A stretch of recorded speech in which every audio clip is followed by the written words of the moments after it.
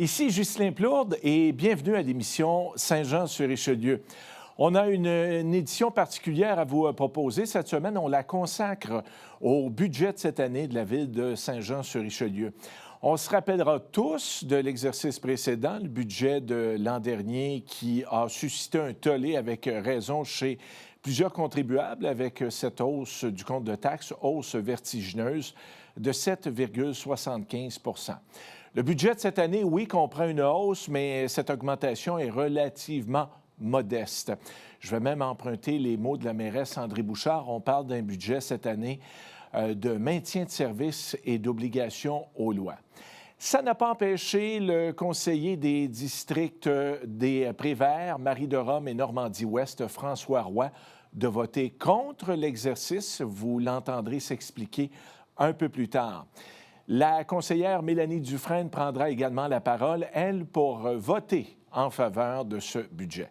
Place donc à la présentation de ce budget 2025 de la ville de Saint-Jean-sur-Richelieu.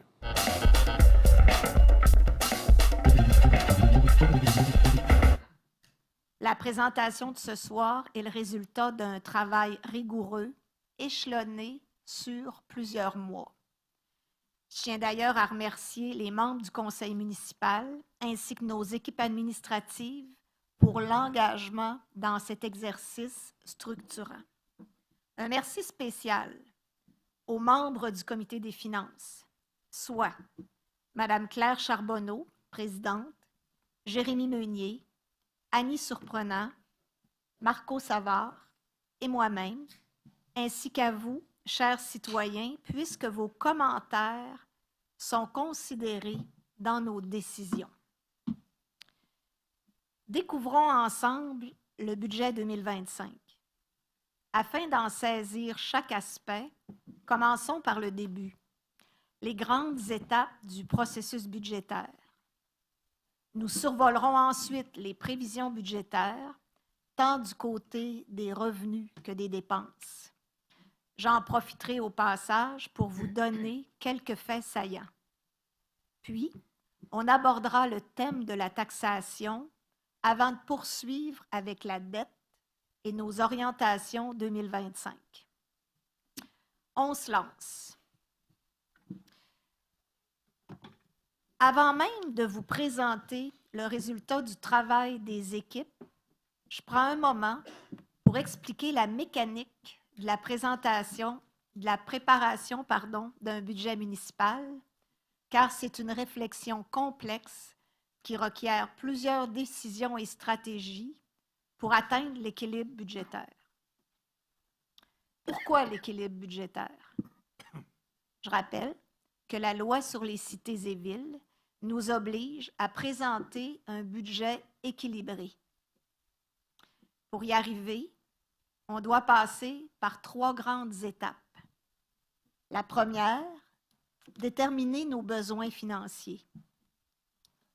On commence par additionner nos dépenses incompressibles qui sont nos obligations. Par exemple, les salaires, le service de la dette, les contrats en cours, l'achat de matériel, etc. On se tourne ensuite vers les équipes pour connaître les besoins essentiels. Le mot le dit, ce sont des incontournables. Par exemple, investir pour protéger vos renseignements personnels. On arrive ensuite aux besoins importants. C'est notre marge de manœuvre, là où se font les choix. Par exemple, les projets environnementaux, les infrastructures, le plan d'urbanisme, la gestion des eaux et bien d'autres. L'étape suivante, c'est l'exploration de nos sources de revenus. Comme toutes les villes, nos sources de revenus sont limitées. Il y a les droits de mutation, la fameuse taxe de bienvenue, les revenus de placement, la recherche de subventions, ce sur quoi nos équipes mettent de l'énergie, et quelques revenus pour services rendus. Vient finalement la taxation. Elle représente près de 68 de nos revenus. Vous remarquerez que la pastille de taxation est d'une couleur différente. C'est parce qu'au moment d'évaluer nos sources de revenus, le taux de taxation n'est pas encore défini.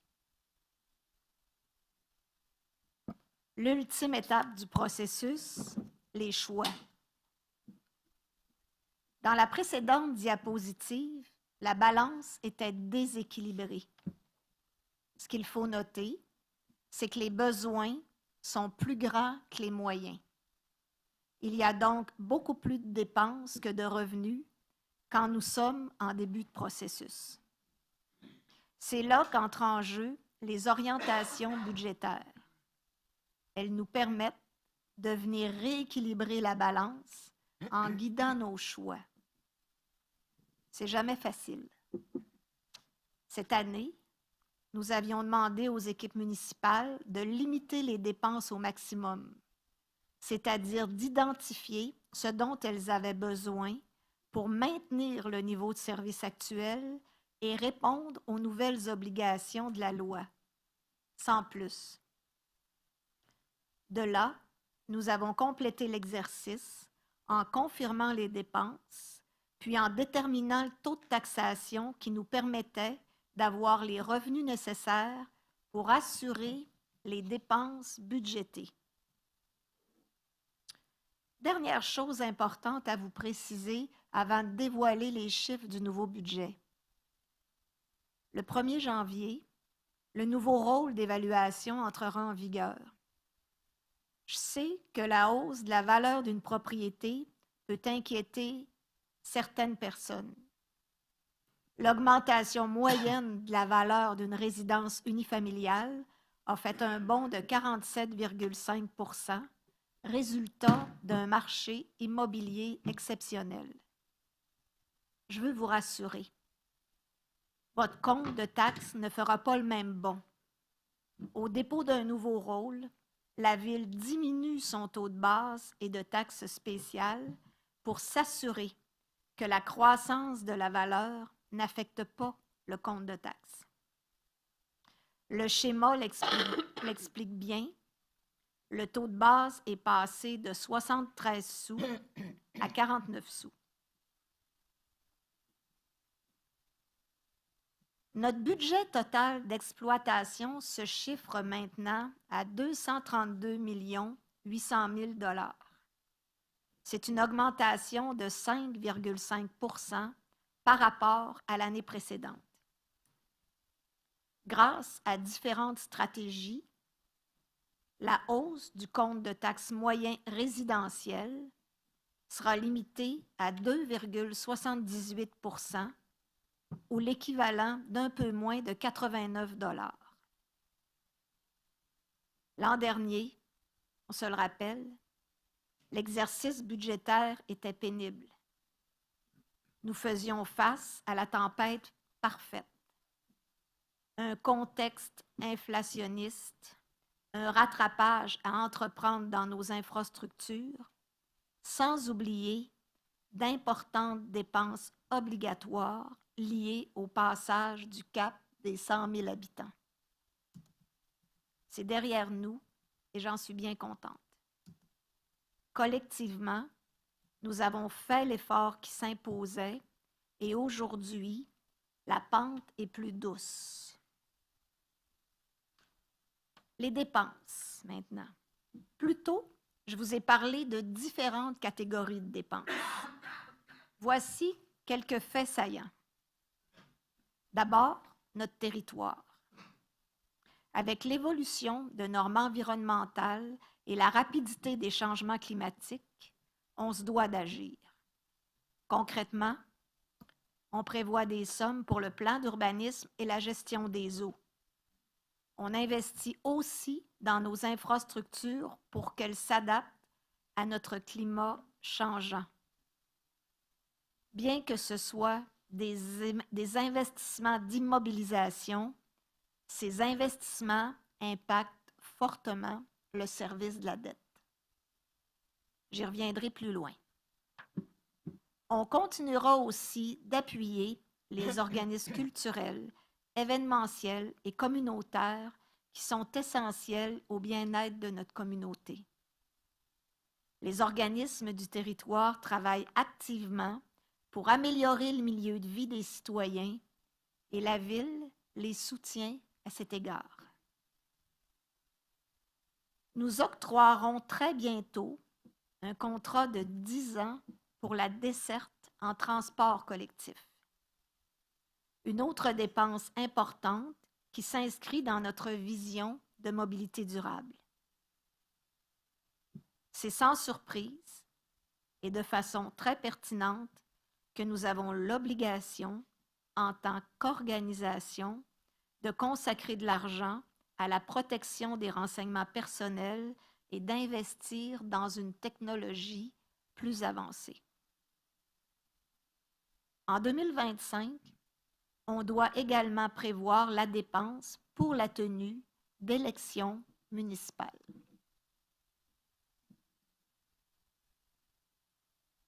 Répartition du budget.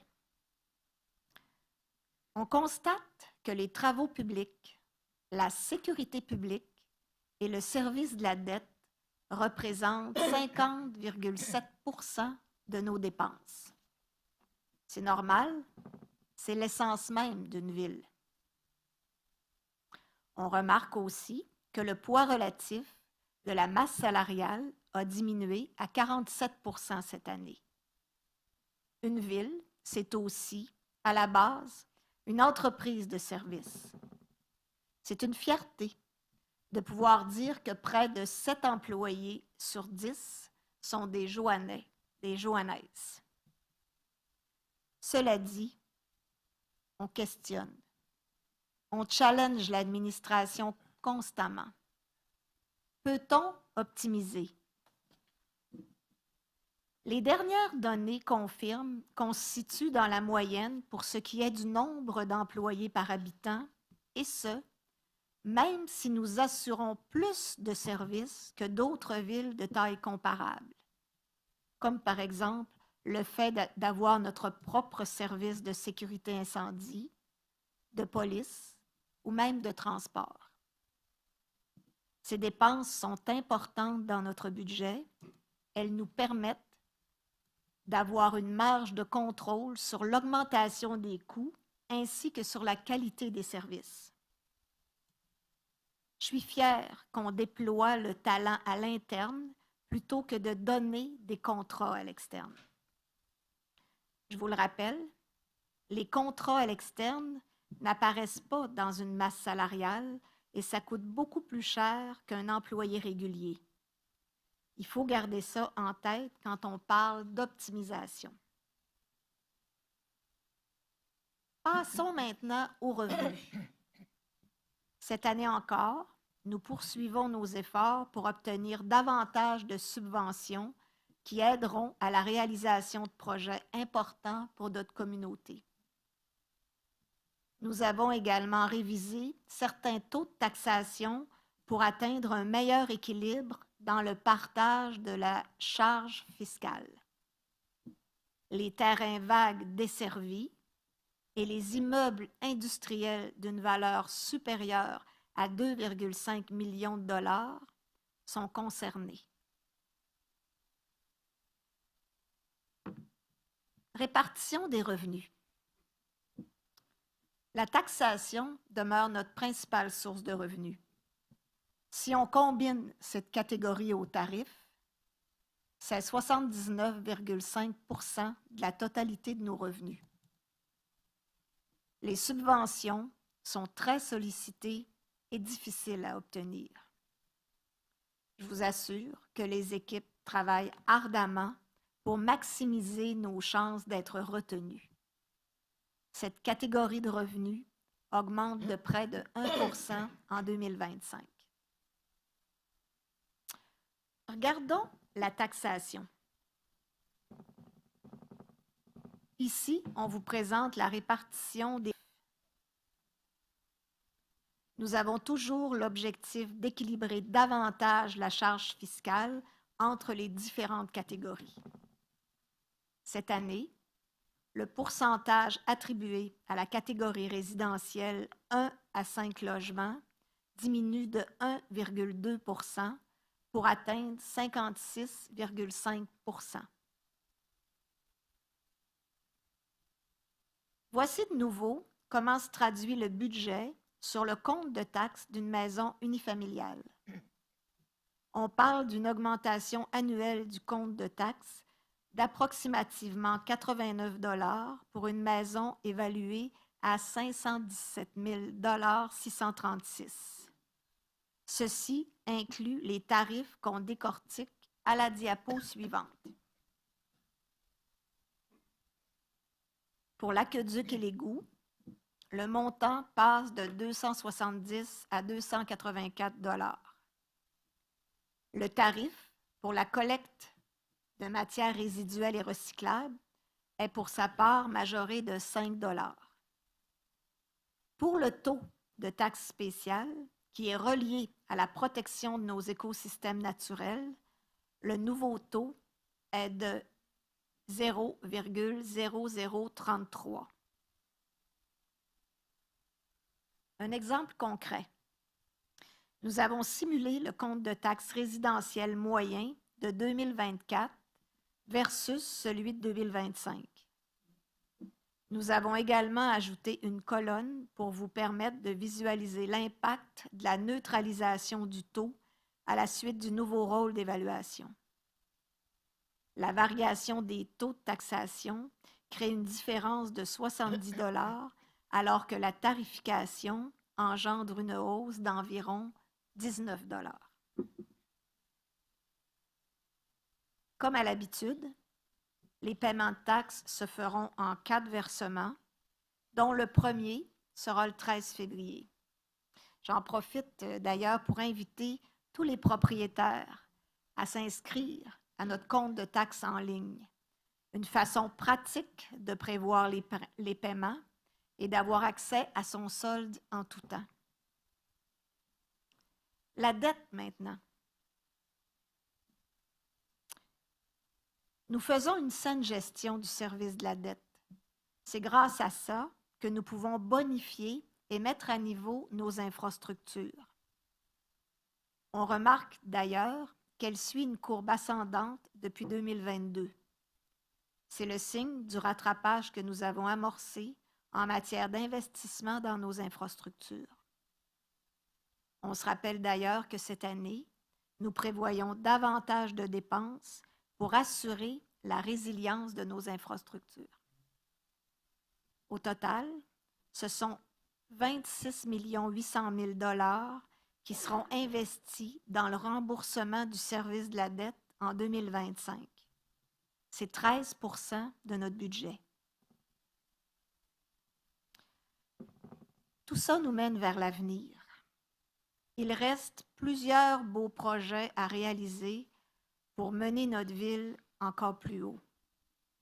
La création de logements pouvant accueillir toutes les clientèles demeure une priorité. Il y a plusieurs projets à venir en ce sens. Structurer la vision d'aménagement de notre territoire est aussi sur la table de travail. Nous allons poursuivre les démarches déjà entamées à ce sujet. Nous continuerons de prendre des décisions qui visent à cultiver le bien-être de notre communauté. C'est une aspiration importante de notre planification stratégique et la base du mieux vivre ensemble. Sans oublier les efforts que nous devons déployer pour assurer la résilience de nos infrastructures ou encore agir pour que notre économie prenne du galon. Nous allons réaliser tout cela ensemble. En terminant, je tiens à remercier particulièrement l'équipe des finances, sous la direction efficace de Mme Annie Germain, qui a piloté avec talent ce nouvel exercice budgétaire. Puis je tiens à remercier les citoyens qui prennent le temps de se déplacer ou de nous écouter et de s'intéresser véritablement à l'exercice budgétaire. Voilà ce qui termine la présentation des prévisions budgétaires.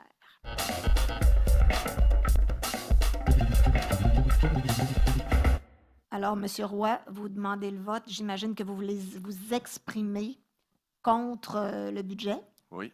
Allez-y. Je vote contre le budget qui va encore augmenter les taxes cette année de 2,78 %. Mais en réalité, ce qu'on devrait dire, c'est que les citoyens subissent une hausse de taxes de 10,53 %. C'est quasiment 11 % en 2 ans. C'est ça le vrai chiffre. Puis je suis d'avis que ça commence à faire beaucoup pour nos citoyens. Avec la hausse record des taxes de l'année dernière, que les citoyens n'ont même pas encore eu le temps de digérer, j'aurais préféré annoncer que pour 2025, la Ville de Saint-Jean allait geler les taxes et donner l'exemple à ses citoyens en coupant dans les dépenses. Parce que oui, c'est possible de geler les taxes si on revient à la base et si on coupe dans les dépenses. Parce que si les citoyens doivent se serrer la ceinture pour faire face au coût de la vie, la Ville aussi doit le faire pour alléger les taxes. Honnêtement, la Ville vit au-dessus de ses moyens et il est grand temps de changer le modèle d'affaires. Si tu dépenses plus que tes revenus puis que tu fais gonfler ta dette, ce n'est pas une stratégie d'affaires qui tient la route. La dette a littéralement explosé de 25 % depuis les dernières élections. 25 % en seulement 3 ans, c'est du jamais vu. En 2024, ça va coûter aux citoyens 7,6 millions de dollars juste en intérêts. En fait, c'est 23,6 millions de dollars qui s'en va à la dette juste en 2024. Ça représente 65 000 $ par jour. Le problème, c'est qu'il ne faut pas se concentrer sur le RFU de 1,52 $ que vous avez montré tantôt. Parce que si on regarde le ratio d'endettement, ça a l'air bien correct. Mais le vrai problème, c'est le poids de la dette qui pèse sur nos épaules. C'est là que le bas blesse. Quand le paiement de la dette devient l'une des plus grosses dépenses de la Ville, c'est là qu'on constate vraiment l'impact de la dette sur nos finances. C'est ça qu'on doit examiner de près, pas les ratios. Moi, je vous le dis, la Ville devrait revenir à la base, surtout en période d'inflation, puis avec des taux d'intérêt aussi élevés. Ce n'est pas le moment d'emprunter, puis c'est surtout pas le moment de dépenser. Puis en ce moment, on doit montrer à nos citoyens que tout le monde doit se serrer la ceinture. Pas juste eux. Il faut que la Ville donne l'exemple, et ça commence par une réduction des dépenses pour ne pas faire payer encore plus nos citoyens en augmentant leurs taxes. Quand on est rendu à dire qu'il est devenu un luxe de manger à sa faim, comme l'a titré récemment le Canada français, il est grand temps que la Ville donne un peu de répit à ses citoyens. Parce que pour moi, un bon gouvernement se juge non pas à ce qu'il dépense, mais à ce qu'il fait économiser à ses citoyens. Puis des solutions, il y en a plein pour ne pas augmenter vos taxes. Quand on veut, on peut. Mais pour ça, il faut que le politique suive. Par contre, l'inverse est aussi vrai. On peut trouver plein d'excuses pour justifier les dépenses et l'augmentation de vos taxes. Moi, je pense qu'il est temps de trouver des solutions, pas des excuses. Puis une des solutions, c'est qu'on doit optimiser l'utilisation des actifs de la Ville. Encore des millions vont être investis pour la mise à niveau de nos bâtiments. Moi, je pense que le tri dans nos vieux bâtiments aurait dû être fait depuis longtemps. Il faut arrêter d'investir dans des vieilles bâtisses qui coûtent une fortune à rénover puis à chauffer. Puis aussi, quand on vend des actifs comme nos terrains industriels, comme le soulignait M. Pétrin, il faut les vendre à leur juste valeur marchande. Parce qu'en les vendant au juste prix, on évite d'augmenter les taxes de nos citoyens. Puis pour éviter d'augmenter les taxes, la Ville doit commencer à économiser son argent et pour ça, on doit arrêter d'acheter des terrains ou des bâtiments pour des beaux projets. On n'a pas d'argent. Il faut arrêter de dépenser, surtout pour des dépenses non essentielles. Une autre option pour réduire les dépenses, c'est de privatiser certaines activités. Puis en plus, ça n'affecte aucunement le service essentiel aux citoyens.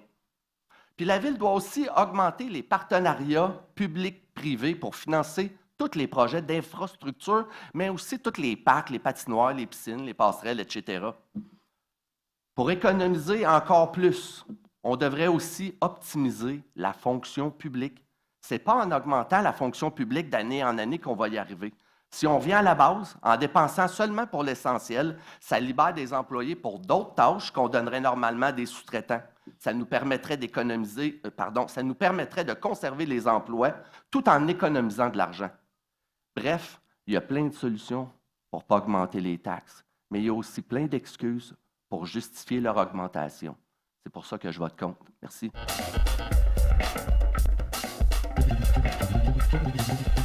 Moi, je peux m'exprimer en faveur. Vas-y, vas-y.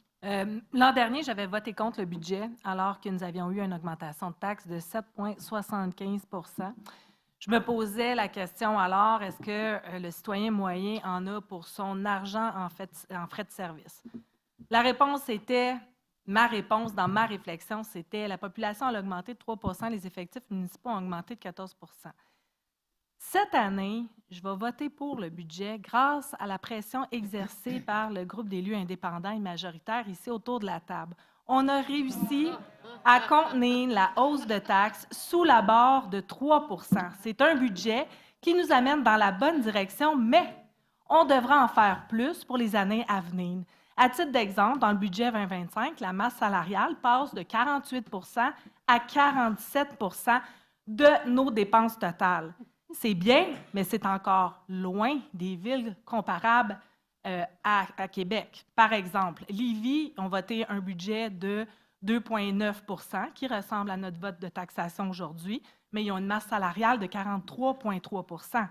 À Trois-Rivières, ils ont une masse salariale de 37,7 % puis qui ont voté une augmentation de taxes de 2,9 %.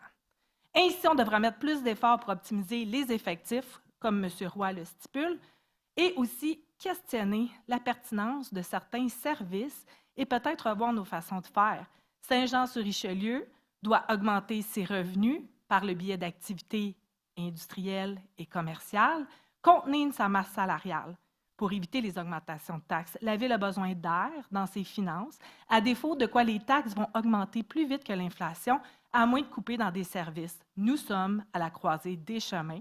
En termes de finances municipales, la prochaine campagne électorale sera un bon forum pour en discuter, de ces enjeux, de certaines solutions et d'influer l'espoir aux citoyens, mais surtout de leur livrer, leur dire la vérité. Puis je vois ici qu'il y a beaucoup de candidats à la mairie ou comme conseillers, donc ça va être intéressant la prochaine année, puis les solutions que vous auriez toutes à apporter.